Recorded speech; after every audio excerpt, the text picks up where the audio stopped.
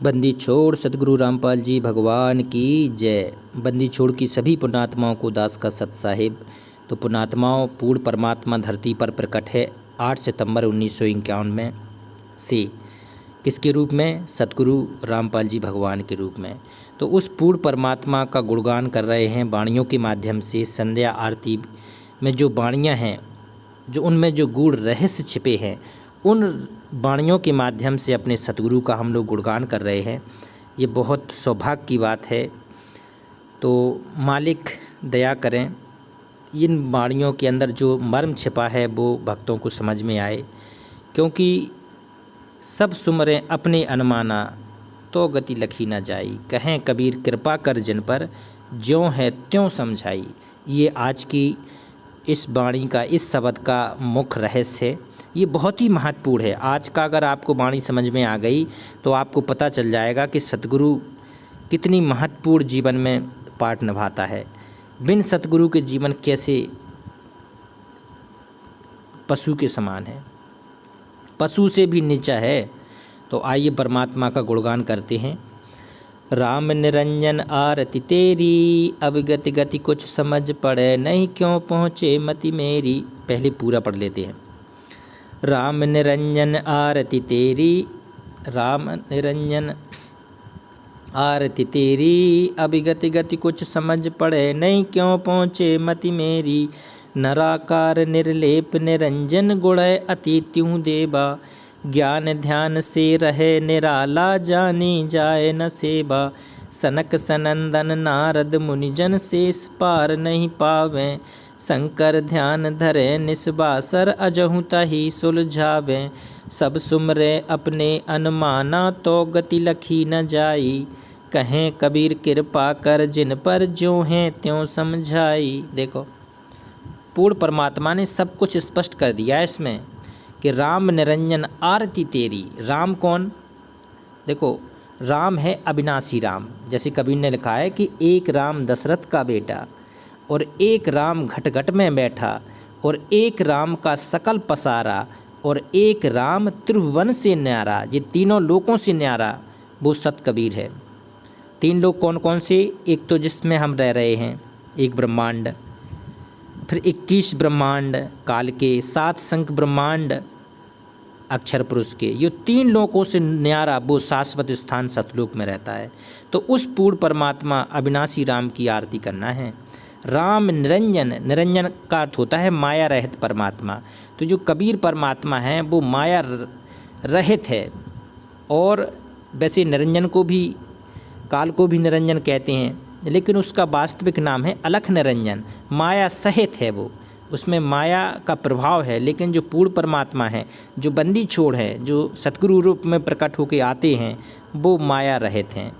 तो कह रहे हैं कि राम निरंजन आरती तेरी, अब गति गति कुछ समझ पड़े नहीं, क्यों पहुँचे मति मेरी।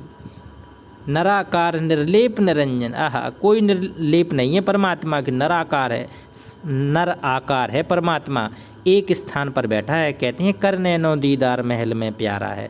तो वो पूर्ण परमात्मा बैठा है शाश्वत स्थान पर, और वहाँ हमें ले जाने के लिए पूर्ण परमात्मा, कहते हैं, पृथ्वी लोक पर हमेशा आते हैं और अपनी अच्छी आत्माओं को मिलते हैं, अपने निज लोक सतलोक में ले जाते हैं। तो वो आज पूर्ण परमात्मा बंदी छोड़ सतगुरु रामपाल जी भगवान के स्वरूप में है। ये पूरा भक्ति विधि का सही साधना देकर हमें अपने निजलोक ले जाने के लिए मालिक आए हैं। तो कहते हैं नराकार निर्लेप निरंजन गुण है अतीत तिहु देवा। देखो, जो तीन गुण तीन भगवानों के माने जाते हैं, इससे भी वो ऊपर है वो परमात्मा। ज्ञान दान से रहे निराला, और जानी जाए न सेवा। तो सनक सनंदन नारद मुनिजन शेष पार नहीं पावें। सनक सनंदन संत कुमार जी 4 पुत्र हैं ब्रह्मा जी के। नारद, मुनि, शेषनाग ये पार नहीं पा सकते हैं।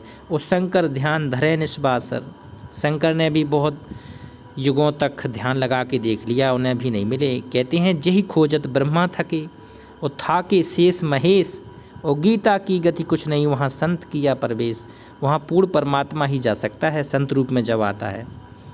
अजहु ताई सुलझावे, सब सुमरे अपने अनमाना। सारे 33 करोड़ देवी देवता ब्रह्मा विष्णु महेश साधना करके ऊपर देखने का प्रयास कर रहे हैं। उन ब्रह्मा विष्णु महेश के पिता काल ब्रह्म ने भी कभी दर्शन नहीं दिए हैं। तो सब अपने अपने ज्ञान के आधार से ही अपना सब कुछ स्पष्ट कर रहे हैं कि भगवान कैसा है, निराकार है कि नहीं है। तो सब कुछ सारे ऋषि मुनि तो जब काल भगवान निराकार रूप में छिपा है उसने भी दर्शन नहीं दिए, तो सबकी परिकल्पना हो गई कि जो परमात्मा है वो निराकार है। तो सब सुमरे अपने अनमाना, तो गति लखी न जाए, और कहें कबीर कृपा कर जन पर। तो पुण्यात्मा वो कृपा आप पर बरसी है मालिक की, जो आपको समझ में आया है कि सतगुरु रूप में ये पूर्ण परमात्मा कबीर साहब ही है। तो कहते हैं सब सुमरे अपने अनमाना, तो गति लखी न जाई, और कहें कबीर कृपा कर जन पर, ज्यों हैं त्यों समझाई। तो आज बंदी छोड़ सतगुरु रामपाल जी भगवान ने पूरी सृष्टि रचना के द्वारा स्पष्ट कर दिया है कि वो पूर्ण परमात्मा कौन है, कहाँ बैठा है और किस विधि से जाना है, वो मोक्ष के मंत्र क्या हैं। ओम तत्सत निर्देशा ब्रह्मणा त्रिविधा स्मृता ब्रह्मणा तेन वेदा च यज्ञा च बेता पुरा। तो वो भक्ति के ओम तत्सत मंत्र गुप्त हैं, वो वही गुप्त मंत्र को देने के लिए परमात्मा धरती पर है। तो मालिक ने सरलात कर दिया है। मालिक को पता था कि पिछली पीढ़ी में बिना सरलात किए तो कुछ होने वाला है नहीं, क्योंकि हम लोगों को इतना बुद्धि नहीं है। मालिक की धीरे धीरे सत्संग सुन के ज्ञान समझ के ही समझ में आ रहा है। तो परमात्मा ने हर वाणी का मर्म पहले ही इन वाणियों के माध्यम से छिपा दिया है।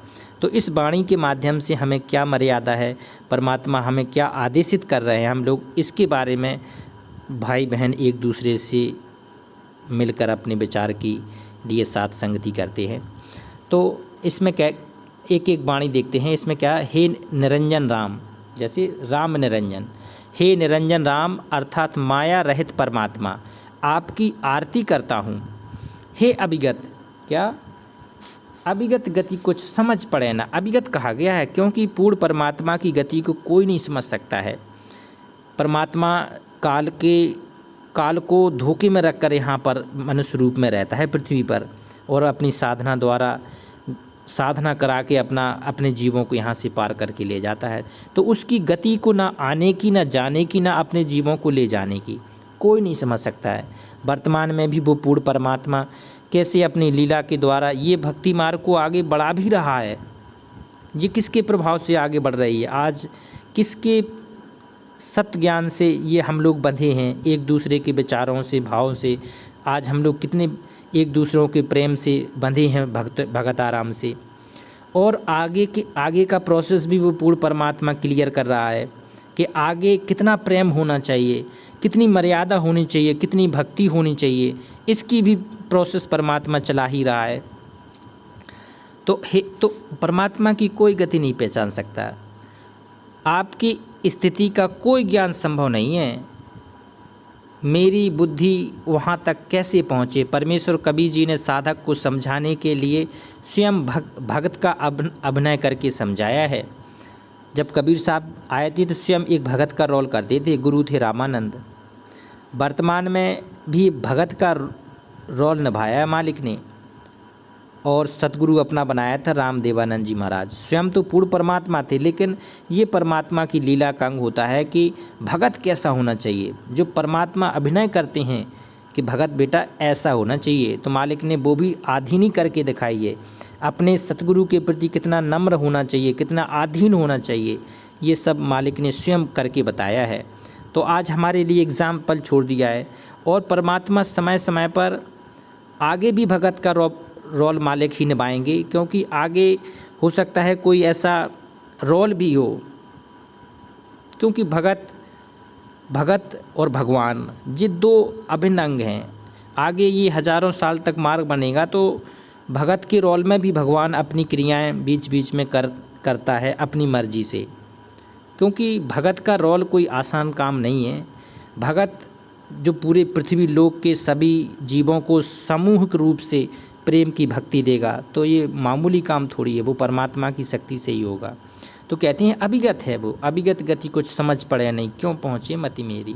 बताओ मेरा कैसे वहाँ तक ध्यान जाए। परमात्मा अभिनय करके समझाया कि भगत को ऐसे विनम्र भाव से विनय करनी चाहिए। पर परमात्मा मैं कबीर जी प्रसन्न होता हूँ। अपने को अज्ञानी माने, परमात्मा को विज्ञानी है ही, जीव तो अभिमान नहीं होना चाहिए, जो भी जीव हैं उन्हें अभिमानी नहीं होना चाहिए। अभिमान किस बात का? पुण्यात्माओं, एक एक बात परमात्मा ने बता दी है कि 21 ब्रह्मांड जो काल की जेल है, और कहते हैं इस 12 योजन तक जाते इस पृथ्वी की गंध जाती है। तो हम कहाँ यहाँ अभिमान कर सकते हैं? हम तो मालिक से विनय कर सकते हैं, आधीनी कर सकते हैं, प्रार्थना कर सकते हैं कि हे मालिक, ये मेरा जीवन अंतिम जीवन हो और इसी जीवन में मुझे सतलोक ले चलना मालिक। तो ऐसा हम लोग आधीनी भाव से केवल प्रार्थना ही कर सकते हैं मालिक से। तो पाठक जनों को संख्या उत्पन्न होगी कि निरंजन तो काल को कहते हैं। यहाँ एक संख्या क्या होती है कि निरंजन तो काल को कहते हैं। काल तो ज्योति निरंजन है। पुण्यात्माओं, काल को कहते हैं ज्योति निरंजन। निरंजन का अर्थ होता है माया रहित, अर्थात निर्लेप प्रभु। किसी भी माया का कोई प्रभाव नहीं पड़ सकता है। परंतु काल ब्रह्म माया सहित है, उसमें है माया का अंश, क्योंकि माया गुप्त रूप से अपने अंदर समाहित रहती है। उसी की माया के प्रभाव से 21 ब्रह्मांड कार्य कर रहे हैं। यह गुप्त रहता है। कहते हैं 21वें ब्रह्मांड में झांझरी द्वीप में गुप्त बैठा है, किसी को दर्शन नहीं देता। किसी को प्रतिज्ञा कर ली है कि ब्रह्मा विष्णु और महेश को भी दर्शन नहीं दिया आज तक। केवल दुर्गा सब कुछ रहस्य जानती हैं ब्रह्म का, इसलिए इसको भी निरंजन कहा जाने लगा। यह लोक वेद के आधार से निरंजन प्रसिद्ध है, वास्तव में निरंजन नहीं है। वास्तविक निरंजन तो परमेश्वर कबीर जी हैं, जो पूर्ण ब्रह्म कहे जाते हैं। यही प्रमाण भगवत गीता के अध्याय 15 की श्लोक 18 में है कि काल ब्रह्म ने स्वयं कहा है कि मैं तो लोक वेद में पुरुषोत्तम हूँ। लोक वेद, पूर्ण परमात्मा के वेद में नहीं, लोक वेद कही सुनी बातों में मैं पुरुषोत्तम हूँ, उत्तम पुरुष प्रसिद्ध हूँ। क्योंकि मेरे अंतर्गत जितने प्राणी हैं 21 ब्रह्मांड में, जितने भी, मैं उन सबसे उत्तम अर्थात प्रत्येक दृष्टि से श्रेष्ठ हूँ। मैं इन सबसे श्रेष्ठ हूँ 21 ब्रह्मांड में जितने भी जीव रहते हैं। जीव कौन है? ब्रह्मा विष्णु महेश दुर्गा, 33 करोड़ देवी देवता। तो उनमें स्वाभाविक है कि सभी देवी देवता अपने अपने एक एक लोक के प्रभु हैं, लेकिन ये 21 ब्रह्मांड का स्वामी है काल भगवान। तो वास्तव में पुरुषोत्तम उत्तम पुरुष, जो गीता अध्याय 15 श्लोक 17 में कहा गया है कि उत्तम पुरुष तु अन्न परमात्मा इति उदाहरते या लोकत्रयम अविश्व भरती अव्यय ईश्वरा, वो परमात्मा, पूर्ण परमात्मा तो कोई दूसरा है। 15 के श्लोक 16 में 2 पुरुष बताए गए हैं, क्षर पुरुष और अक्षर पुरुष। और 15 की 17 में अगले में स्पष्ट कर दिया है कि वो तो दूसरा है परमात्मा, उत्तम पुरुष, जो तीनों लोकों में विचरण करके सबका धाड़ पोषण करता है। वो है सत कबीर, वो है पूर्ण परमात्मा। वो परमात्मा सतगुरु रूप में आज बंदी छोड़ के रूप में प्रकट है। ये असंख्य युगों का सौभाग्य है पुण्यात्माओं। यूँ ही ये सतगुरु परमात्मा नहीं मिलता और ना ये समझ में पाती है।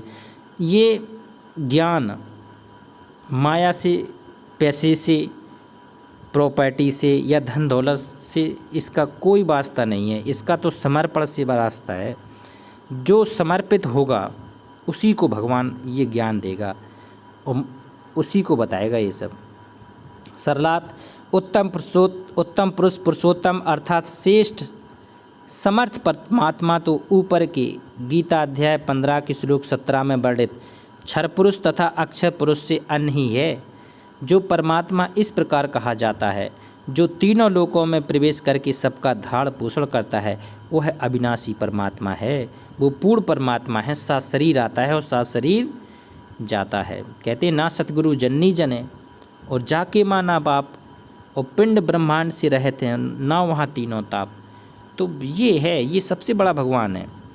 तो पूर्ण परमात्मा आप निर्लेप निरंजन हैं। आप नराकार मनुष्य के आकार में, पुरुष रूप में आप तीनों गुण रूप देवताओं अर्थात श्री ब्रह्मा रजगुण, श्री विष्णु सतगुण, श्री शिव तमगुण से अतीत अर्थात ऊपर है, भिन्न हैं आप इनसे तीनों ब्रह्मा विष्णु महेश से ऊपर हैं आपका लोक। आप में तीनों गुणों का प्रभाव नहीं है। आप में एक अविनाशी परम गुण है। आप अविनाशी, आपका लोक अविनाशी, आपके लोक का निवासी अविनाशी, जो आपके परम गुण का प्रभाव है कि कहते हैं जो वहाँ चला जाए, नूर की है सब कुछ, नूर की तेज पुंज का शरीर मिलता है, तेज पुंज का पूरा लोक है, तेज पुंज के आहार हैं, तेज पुंज का पूरा सब ठाट बाट है, ना जन्म ना मृत्यु। बताओ, इतने बड़े जीवन के लिए आप लोग जाने को तैयार हैं कि एक बार वहाँ पहुँच गए फिर इस संसार में कभी आना जाना नहीं होना है। कहते हैं सर्वधर्मान परित्यज, गीता के अध्याय 18 की श्लोक 66 में, सर्वधर्मान परित्यज माम एकम शरणम व्रज। एकम शरणम सबको छोड़ के एक की शरण में चला जा अर्जुन। सर्वधर्मान परित्यज माम एकम शरणम व्रज सर्वत्वा पापेभ्यो मोक्षामि मा शुच। तो उस भगवान के पास चला जाएगा सतलोक में। तो ये अविनाशी भगवान मिला है हमें अब। इसका लोक अविनाशी, आपके लोक का निवासी अविनाशी, जो आपके परम गुण का प्रभाव है। संसार में प्रचलित ज्ञान लोकवेद तथा उसके आधार से किया जाने वाला ध्यान, उससे आप निराले हैं अर्थात भिन्न हैं। आपकी सेवा पूजा भक्ति की विधि कोई नहीं जानता। आपको प्राप्त करने के उद्देश्य से अपने पिता ब्रह्मा जी से प्राप्त आध्यात्मिक ज्ञान के आधार से सनकादिक क्या थे? ब्रह्मा जी के 4 पुत्र हैं जिनकी उम्र कितनी रहती है? 5 साल ही रहती है। 5 साल के जब पैदा होते हैं ना, तो इनको वरदान दिया है भगवान ने कि 5 साल के हो जाते हैं और अंतिम श्वास तक ये 5 ही साल के रहते हैं। इन्हें कहते हैं सनकादिक, सनक, सनंदन, सनातन और संत कुमार। ये 4 पुत्र हैं ब्रह्मा जी के।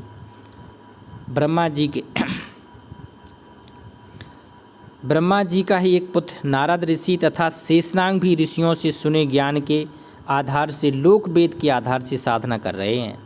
इनको भी वो पूर्ण परमात्मा सतगुरु रूप में नहीं मिला है पुण्यात्मा, जो आज आपको मिल गया है। अपने भाग को, अपनी किस्मत को लाख लाख धन्य माना करो कि पूर्ण परमात्मा आपने कैसे रजा की, इस दास पर आपने कैसी रजा की, ये ज्ञान का कैसे योग खोला। मालिक, हम तो कितने नादान थे, हम भी आप दूसरे जगत के जो अज्ञानी हैं इनकी तरह निंदा किया करते थे। आज हमारा योग आपने कैसे खोल दिया परमात्मा। तो लाख लाख मालिक का गुणगान किया करो पुण्यात्माओं। तो शेषनाग भी ऋषियों से सुने ज्ञान के आधार से साधना कर रहे हैं। इनको भी आपका पार नहीं पाया, आप नहीं मिले और ना ही आपकी महिमा का अंत पाया। काल लोक के महायोगी शिव शंकर जी भी कहते निस्वासर, कहते ज्ञान ध्यान से रहे निराला, जानी जाए न सेवा। सनक सनंदन नारद मुनिजन शेष पार नहीं पा रहे, और शंकर ध्यान धरे निस्वासर। जो शंकर भगवान है, जो निस का अर्थ होता है रात्रि और बासर का अर्थ होता है दिन, ध्यान कर रहे हैं निस्वासर। आज तक आध्यात्मिक रहस्य की गुत्थी सुलझा रहे हैं, परंतु सफलता नहीं मिली है, और परमात्मा ने हमें सुलझाया ज्ञान रख दिया है। कहते हैं 9 मन सूत उलाजिया, और ऋषि रहे झकमार, और सतगुरु ऐसा सुलझा दे फिर उलझे ना दूसरी बार। तो ये पूर्ण परमात्मा जब पृथ्वी पर आते हैं तो उस ज्ञान को सुलझा जाते हैं, भक्ति की विधि सुलझा जाते हैं, भक्ति का मार्ग सहज बता जाते हैं। कहते हैं साधु सहज समाधि भली। ये पूर्ण परमात्मा का जो भक्ति मार्ग है ये सहज है, इसका कोई भी उसमें वो नहीं है। तो यहाँ परमेश्वर क्या कहते हैं? परमेश्वर कबीर जी ने कहा है कि आध्यात्मिक ज्ञान सतगुरु के बिना ऐसा उलझ गया है, रहस्यमय बन गया है, जैसे 9 मन सूत उलझा हो।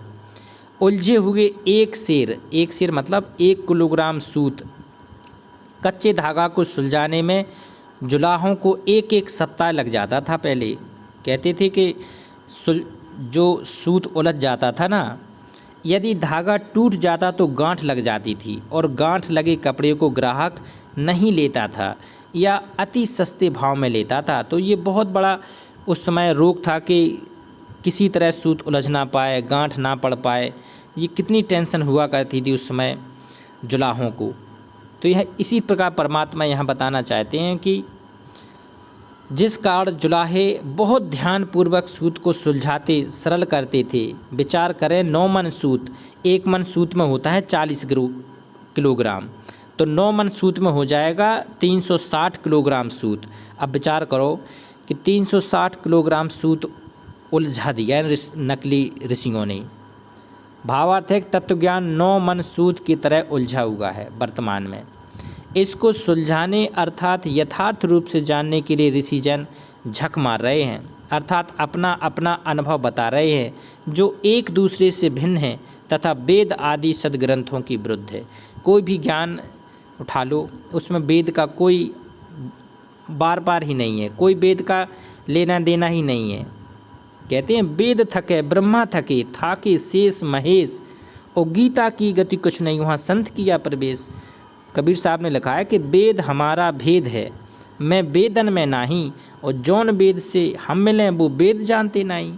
तो वो पूर्ण परमात्मा के बारे में वेद केवल एक सिग्नल दे रहा है, रहस्य है उसमें, लेकिन अब वो किस वाणियों से मिलेगा? वो परमात्मा स्वयं अपने मुखार बिंद से सूक्ष्म वेद बोलता है। कबीर साहब ने बोला उस समय, और गरीबदास जी महाराज भी पूर्ण परमात्मा ही आए थे, और आज वर्तमान में सतगुरु रामपाल जी भगवान, ये एक ही शक्ति थे, एक ही है। तो उदाहरण के लिए श्री देवी भागवत सचित मोटा टाइप हिंदी, गीता प्रेस गोरखपुर से प्रकाशित के 3 स्कंद के अध्याय 4 श्लोक। तो गीता प्रेस गोरखपुर की जो देवी भागवत पुराण है उसके 3 स्कंद के 4 पृष्ठ, अध्याय 4 है, पृष्ठ है 129-30 पर श्री ब्रह्मा जी अपनी माता दुर्गा जी से प्रश्न किया है, हे माता, आप तो परमात्मा को निराकार बताती हैं, मैंने तो 4 युग तक समाधि लगाकर, ब्रह्मा जी क्या कह रहे हैं कि मैंने 4 युगों तक समाधि लगाकर वेदों में लिखे, वेदों में केवल मंत्र क्या लिखा है? ओम लिखा है। अध्याय 8 की श्लोक 13 में ओम इति एकाक्षरम ब्रह्म व्यवहारम माम अनुस्मरण या परयाति तजम देहम सायाति परमाम गतिम। ओम का जाप करने वाले ब्रह्मलोक में चले जाते हैं। तो यहाँ ब्रह्मा जी बता रहे हैं कि हे माता, हमने 4 युगों तक वेद में लिखे ओम मंत्र का जाप करके देख लिया, परमात्मा के दर्शन करने का प्रयत्न किया, परंतु दर्शन नहीं हुए। आप जी कहती हो कि वेद सत्य हैं, ये परमात्मा ने दिए हैं, इसमें परमेश्वर का भावार्थ स्वरूप तथा ज्ञान लिखा है। वेदों में परमात्मा निर्वित अग्नि लिखा है, निर्वित अग्नि, इसका अर्थ होता है निर्वित अग्नि का कि परमात्मा मनुष्य तुल्य परमेश्वर है, साकार है, मनुष्य के जैसा है भगवान। तो यहाँ ब्रह्मा जी बार बार पूछ रहे हैं, हे माता, कि वेद में तो लिखा है कि परमात्मा साकार है, मनुष्य के आकार का है, और आप माता हमें बता रही हैं कि निराकार है। हमने भी देखने की कोशिश की, भगवान दिखता नहीं है, तो वास्तविकता क्या है? जबकि ऋग्वेद के मंडल नंबर 9 सूक्त 86 मंत्र 26-27 में, सूक्त 82 मंत्र 1-2 में, सूक्त 96 मंत्र 16 से 20 तक, सूक्त 94 मंत्र 1 में, सूक्त 95 मंत्र 2 में, सूक्त 54 मंत्र 3 में, सूक्त 20 मंत्र 1 में तथा अनेकों स्थान पर लिखा है कि परमेश्वर ऊपर के लोकों में रहता है। कहाँ रहता है? तीसरे मुक्तिधाम में साकार बैठा है परमेश्वर। वहाँ से गति कर कर चलकर सा शरीर पृथ्वी पर आता है। कहते हैं पहुँचूँगा क्षण एक में अपने जन के काज, गीत गोता मारूं स्वर्ग में जा बैठूं पाताल, और गरीबदास ढूंढता फिरूं अपने हीरे मोतीलाल। तो वो पूर्ण परमात्मा हमेशा अपने पुण्यात्मा को ढूंढता रहता है, उन्हें भक्ति मार्ग पर सुदृढ़ करता है। तो आज वो पूर्ण परमात्मा ने हम लोगों को, कहते हैं हम लोग हीरे मोती हैं, उस ढूंढा है मालिक ने हमें, कैसे कहाँ से ढूंढा है। तो उस भगवान का तो गुणगान जितना भी करो उतना कम है। तो ये पूर्ण परमात्मा है, ये हमें ढूंढ रहा है। आज बंदी छोड़ सतगुरु रामपाल जी भगवान के रूप में हमें ढूंढ रहा है, और ढूंढ लिया है। कहते हैं कि अब हाथ नहीं छोड़ना मालिक, ये बड़ी बात है। पृथ्वी पर आता है, अच्छी आत्माओं को मिलता है, उनको तत्व ज्ञान सूक्ष्म वेद सुनाता है। वह कवियों की तरह आचरण करता हुआ पृथ्वी पर विचरता घूमता फिरता है। अपने मुख कमल से बोलकर वाणी द्वारा भक्ति करने की प्रेरणा करता है। वह भक्ति के गुप्त मंत्रों को, नामों को सार्वजनिक करता है। आज बंदी छोड़ ने 3 मंत्र सार्वजनिक कर दिए हैं। किसी को प्रथम मंत्र मिला है, किसी को सतनाम मिला है, किसी को सार नाम मिला है। सार शब्द परमात्मा बाद में देंगी, और सार शब्द के बाद ही पूर्ण मोक्ष होता है। अभी किसी भी साधक में, किसी भी भक्त में, किसी पुण्यात्मा में इतना आधीनी नहीं आई है कि सार शब्द प्राप्त कर सके। और आगे मालिक आधीनी ही बढ़ाना चाहते हैं कि सार शब्द प्राप्त करने के लिए पुण्यात्माएँ तैयार हो जाए तो उसको सतलोक सीधा पहुंचा दिया जाए। तो गुप्त नामों को सार्वजनिक करता है। शंकर जी अपनी माता दुर्गा से कह रहे हैं कि इन वेद मंत्रों में स्पष्ट है कि परमात्मा साकार है, नर आकार है, परंतु अनुभव आपका प्रैक्टिकल इसके विरुद्ध है। यह क्या कारण है माता? देवी जी ने इसका कोई उत्तर न देकर विषय बदल दिया। इस अध्यात्म ज्ञान को कबीर परमेश्वर जी ने स्वयं पृथ्वी पर कलयुग में सन 1398 विक्रमी संवत 1555 में प्रकट होकर अपनी अच्छी आत्मा धर्मदास जी को बताया, जो श्री धर्मदास जी ने लिखा। यह कबीर सागर, कबीर वाणी नाम से इसे सूक्ष्म वेद भी कहते हैं, उसे तत्व ज्ञान भी कहते हैं। परमेश्वर कबीर जी ने कवियों जैसा आचरण करके पृथ्वी पर विचरण करके अपने मुख कमल से वाणी बोलकर यह ज्ञान प्रचार किया है, गुप्त मंत्रों का उजागर सार्वजनिक किया है। संत गरीबदास जी को भी परमेश्वर 1727 विक्रमी संवत 1784 में छुड़ानी गांव में मिले थे, जिला झज्जर हरियाणा में। उनको भी यही तत्व ज्ञान सुनाया था। कबीर परमेश्वर जी ने उनको कहा था कि सोहम शब्द हम जग में ले आए और सार शब्द हम गुप्त छिपाए। तो ये सोहम ऊपर और है सत सुकृत एक नाम। तो कहते हैं कि सत सुकृत का भेद अभी पूर्ण परमात्मा बंदी छोड़ सतगुरु रामपाल जी भगवान ने किसी को नहीं बताया, एक भी पुण्यात्माओं को अभी तक नहीं बताया है। तो अब विचार कर लेना कितनी आधीनी की ज़रूरत है। अगर आपको वो सोहम कहते हैं, सोहम हद तजी जब भाई और सत्य लोक की हद पुनि आई। तो जे ओम सोहम का परमात्मा जो भेद कहते ओम इति एकाक्षरम ब्रह्मलोक, पर ब्रह्मलोक और पूर्ण ब्रह्मलोक और इसके ऊपर जाने वाला लोक, ये सारे परमात्मा बंदी छोड़ सतगुरु रामपाल जी भगवान ही बताते हैं। पुण्यात्माओं, भक्ति मार्ग ग्रहण कर करके पूर्ण साधना करके सतलोक जाने के लिए तैयारी करो। मालिक सहज में मिल गया है। ये बंदी छोड़ पूर्ण परमात्मा, प्रकट परमात्मा सहज में मिल गया है। सारे मंत्र करके सहज में आपको ले जाने के लिए आ जाए। कहते हैं 9 मन सूत उलाजिया, कबीर ने लिखा है, और ऋषि रहे झकमार और सतगुरु ऐसा सुलझा दे फिर उलझे ना दूजी बार। तो परमात्मा ने पूरा ज्ञान सुलझा दिया है आज। तो परमेश्वर कबीर जी ने अपने तत्व ज्ञान में आध्यात्मिक ज्ञान सुलझा कर सरल करके रखा हुआ है, परंतु इसको मेरे से पहले किसी कबीर पंथी ने नहीं समझा। मालिक ने स्पष्ट कर दिया है कि ये भेद किसी को भी पता ही नहीं है। वेदों तथा गीता व पुराणों को भी मेरे रामपाल दास से पहले किसी ऋषि या ब्राह्मण ने नहीं समझा। क्यों, कैसे समझ पाएगा? तत्वदर्शी संत ही समझता है, जो सशरीर प्रकट होता है। तो यह दास रामपाल दास अब तक एकमात्र सतगुरु है। वर्तमान में 21 ब्रह्मांड में, परमात्मा ने कई बार सत्संग में कहा है कि ये 21 ब्रह्मांड में एक सतगुरु है और एक ही रहेगा, और एक ही रहेगा। ये भविष्य के ऊपर संकेत कर दिया है कि आने वाले समय में जब तक ये कलयुग चलेगा सतगुरु एक ही रहेगा, सतगुरु का स्वरूप एक ही रहेगा। क्योंकि जिस स्वरूप से परमात्मा अपने निज लोक सतलोक ले जाएगा, वो सतगुरु का स्वरूप शब्द स्वरूपी है, शरीर रूपी नहीं है, शब्द स्वरूपी है। शब्द रूपी क्या होती है? जब जिस भगत को जहाँ जिस रूप में ज़रूरत होगी, वो पूर्ण परमात्मा उस अपने शब्द से उसका रूप धारण करके आपके सामने प्रकट हो जाएगा। उसे कहते हैं शब्द स्वरूपी। आगे इस सुलझे हुए ज्ञान को प्रचार तो कर सकते हैं, परंतु अपनी मोहर, अपना नाम नहीं लगा सकते हैं। जैसे ये सरलात मालिक ने लिख दिया है, तो कोई भगत गुणगान तो कर सकता है अपने परमात्मा का वाणी का सहारा लेकर, लेकिन छाप जो लगाई है परमेश्वर ने, तो परमेश्वर की ही लगानी पड़ेगी। कोई भगत अपनी तिगड़म नहीं कर सकता है। तो कोई भी भगत है जो गुणगान करते समय यही कह सकता है कि पुण्यात्माओं, आपसे विनम्र निवेदन है कि बंदी छोड़ सतगुरु रामपाल जी भगवान की शरण में आकर भक्ति करो, तीनों मंत्र प्राप्त करो। ये भगत आधीनी भाव से कह सकता है किसी से, क्योंकि ये वाणियाँ असंख्य, जब तक ये कलयुग चलेगा तब तक तो चलना ही चलना है। अपना नाम नहीं लगा सकते। नाम तो कबीर परमेश्वर जी तथा उनकी कृपा का सतगुरु रामपाल दास का ही चलेगा आगे, क्योंकि ये अब 1000 वर्ष तक सतयुग जैसा माहौल आने वाला है, कुछ ही समय में, कुछ ही वर्षों में। तो पुण्यात्मा उसी की प्रोसेस चल रही है। परमात्मा एक एक क्षण वो प्रोसेस आगे बढ़ाने के लिए प्रयासरत है, असंख्य रूपों में। आज बंदी छोड़ कई असंख्य रूपों में काम कर रहा है मालिक। तो वाणी नंबर 4 का सरलार्थ है, जब साधक अपने अपने अनुमान, अंदाज या अनुभव के आधार से स्मरण कर रहे हैं तो भी परमात्मा की गति स्थिति देखी नहीं जा रही है, अर्थात स्पष्ट नहीं हो रही है।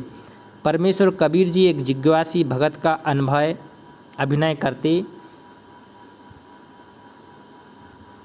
अभिनय करके हम भक्तों को विनय आरती करने का संकेत दे रहे हैं